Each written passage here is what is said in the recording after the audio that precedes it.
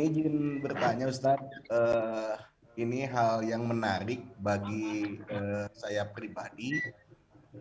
Kebetulan ini profesi sebagai advokat sebetulnya.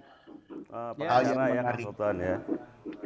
hal yang menariknya di sini saya prihatin sebetulnya dengan sistem penegakan hukum di Indonesia. Mungkin masyarakat menengah ke atas, menengah ke bawah itu tidak bisa ditutup-tutupi bahwa hukum di kita itu memang tajam ke bawah dan tumpul ke Yang ke bawah atas. tumpul ke Itu atas. memang betul. Kalau saya melihat di lapangan, saya sangat prihatin seperti itu. Nah, hanya saja saya ingin meminta nasihat dari Ustadz eh, Ahmad Heriawan bahwa sebagai seorang advokat itu memang tanggung jawabnya itu berat, bahwa mempunyai stigma di masyarakat bahwa pengacara itu banyak sekali membela yang salah. Dan sebetulnya kalau saya pribadi berterjun di dunia advokat itu hanya baru 2 tahun sebetulnya. Tapi baru 2 tahun saja kita bisa melihat sistem penegakan hukum di Indonesia sebetulnya. Nah, yang jadi pertanyaan ini tentang jinayat pidana pembunuhan, ada sedikit kesamaan sebetulnya. Tadi ada tentang yang pertama tadi dibahas ada yang pembunuhan yang sangat luar biasa sekali ya, itu dengan sengaja gitu ya. Sengaja. Dengan sengaja tadi bahwa ketika itu dihukum kisos atau bila keluarganya itu memaafkan itu bisa bebas juga. Nah, ada pembunuhan murni salah itu yang tidak sengaja, yang membunuh ke binatang tapi yang akhirnya salah sasaran seperti itu. Dan ada pembunuhan yang sengaja salah misalkan sama niatnya membunuh sama jidar tapi bisa mematikan juga itu dengan jantung. Nah, ini korelasi dengan hukum pidana di kita. Misalkan dalam KUHP itu ada pembunuhan berencana, ada pembunuhan biasa, sebetulnya sama saja ya. Cuman hukumannya itu sebetulnya kalau diterapkan di kita itu sebetulnya akan lebih enak juga sebetulnya. Tapi tadi gimana kesepakatan apa yang disampaikan oleh Ustadz Ahmad Heriawan. Nah, saya bertanyanya hanya ingin meminta pendapat dari Ustadz dan nasihat-nasihat bagaimana supaya saya pribadi ingin menjadi seorang advokat yang jujur, amanah, tidak ada sogok menyogok. Dan saya pun pernah di dunia advokat sampai ada yang sempat praktek jual beli lah.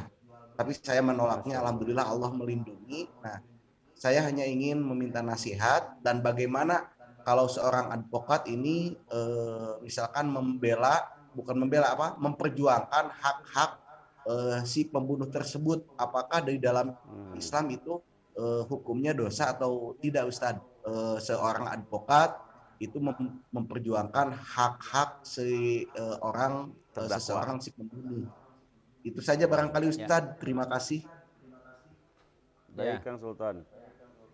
Ya, memang advokat itu seharusnya adalah layanan negara terhadap terdakwa. Ya, di kita persoalannya kan jadi layanan swasta. Iya.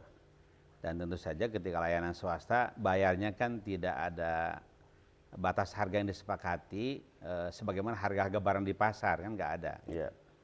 Dan tertutup ya, harga advokat itu tidak pernah terbuka. Ini yang jadi persoalan, sehingga karena bayaran sangat mahal, kemudian saat yang sama tidak terbuka, akhirnya advokat sering terjebak pada pembelaan kepada orang yang bersangkutan, apapun keadaannya, salah juga dibela, salah juga dibenar-benarkan. Itu yang jadi masalah kan gitu. Kalau advokat itu mendudukan perkara secara jernih kepada perkara sesungguhnya, itu advokat yang benar sesungguhnya. Maka advokat itu ke depan nampaknya harus bukan swasta lagi, tapi adalah layanan negara terhadap masyarakatnya supaya masyarakatnya tidak terzalimi karena kebodohannya, gitu. Karena ketidaktahuannya dengan jebakan-jebakan pertanyaan, jebakan-jebakan lawannya dan lain sebagainya. Itu yang kemudian harus dilakukan ke depannya. Jadi saya tidak tahu mengapa advokat yang ada saat ini menjadi sebuah profesi yang swasta sifatnya. Padahal kalau advokat itu di-hire oleh negara, meskipun orangnya orang-orang swasta gitu, tapi negara yang membayar, bukan terdakwa yang bukan terdakwa atau tersangka yang membayar. Itu akan lebih fair sebetulnya. Karena advokat akan membuka seperti apakah perkara sesungguhnya gitu. Supaya dengan terbuka perkara sesungguhnya, keadilan bisa ditegakkan. Keputusan hakim bisa seadil-adilnya, kan itu sebetulnya, ya. Tapi hari ini memang situasi tidak seperti itu. Maka oleh karenanya ya bagi para advokat nampaknya ya hadirkan pembelaan pada yang terzalimi, gitu kan. Wujudkan kejelasan perkara secara profesional sehingga seseorang yang mendapatkan hukum secara adil dari kehakiman. Mungkin begitu seharusnya ya. Karena tetap menjadi salah kan kalau advokat kemudian membela seorang yang dibelanya dan kemudian pada saat yang sama ditutupi kesalahannya, ditutupi perkaranya supaya tidak kena dan lain sebagainya.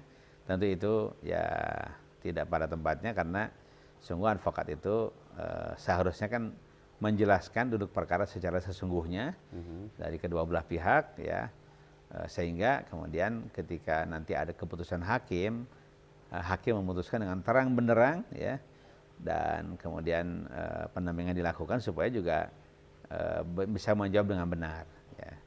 Menjawab apa adanya dan lain sebagainya. Mungkin itu memang cukup berat ya, saya membayangkan berat, gitu. Betul. Saya cukup berat karena oleh karena itulah mungkin tatanan keadvokatannya ke depan yang harus ditegakkan, karena kalau advokat dibayar oleh negara dan dia mewakili negara dalam menegakkan keadilan akan sangat bagus. Tapi kalau advokat mewakili terdakwa, ya tentu dia akan membela terdakwanya kan bagaimanapun gitu.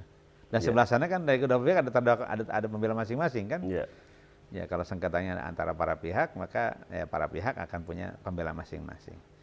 Disinilah saya kira tantangan hukum kita ke depan. Mudah-mudahan makin hari hukum kita makin tegak dengan baik, karena penegakan hukum menjadi bagian dari rasa aman warga bangsa, gitu kan.